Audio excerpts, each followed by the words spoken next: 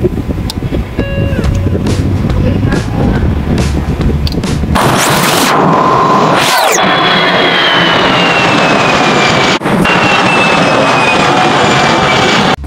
guys, welcome to our shop, the Distornillador. Ang video topic natin ngayon tungkol sa photoelectric sensor. Ito ang ating project or experimento ngayon. So ito ang ating pag-aralan guys. Pag-aralan natin kasi parehas lang tayo. Share lang tayo ng idea. Na-try ko lang at para ma-share ko rin sa inyo yung aking kunting kaalaman. Sa mga eksperto na, hindi na nila kailangan to kasi magaling sila gumawa kaysa dito. Ito para lang to sa ating mga baguhan na tulad ko. Share lang tayo ng mga idea guys. So itong schematic circuit na ito guys, pwede itong gawing controller ng mga makina. Pwede rin itong i-modify, pwede rin i-simplify. So itong simple circuit na ito guys, dalawang option lang ito, normally closed and normally open. So ang first steps dito, itong photoelectric sensor, kapag nakasense siya na mayroong dadaan, yung output signal nito mayroong dadaloy. Dadaloy yung signal dito, tatawid dito sa normally closed ng timer. Pagdating niya dito, magkakaroon ng supply itong relay number 1. Pag nagkaroon ng supply itong relay number 1 coil, mag-close contact itong normally open terminal na number 5 at pin number 9. Pag nagkaroon siya ng contact, mayroon na siyang direct signal galing dito. So hindi na bibitaw itong normally open. Kakadat na yan hanggat hindi marireceive itong relay number 1.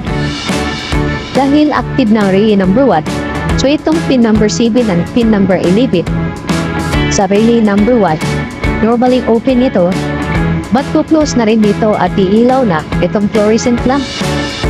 So namamatay lang itong fluorescent lamp pag nai-reset itong relay number 1. Paano marireset ang relay number 1? Kung ang ating timer nakaset ng 1 second, 2 seconds, 3 seconds, 4 seconds, after sa seconds na ating isinisip, itong normally close na terminal ng timer, mag-open ito at hindi na magkakaroon ng contact dito.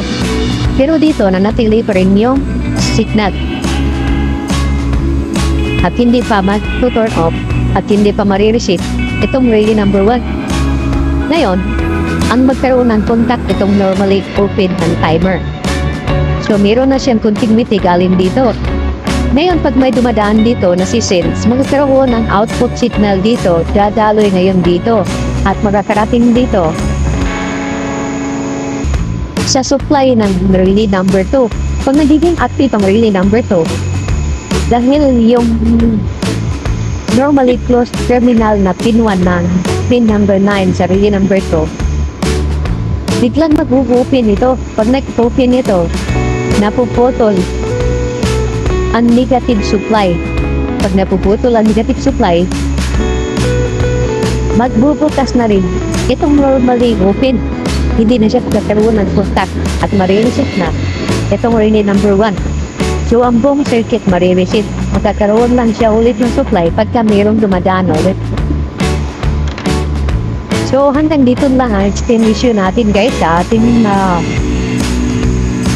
eksperimento. At sana nagustuhan ninyo ang video nito. And please don't forget to subscribe, like, and share.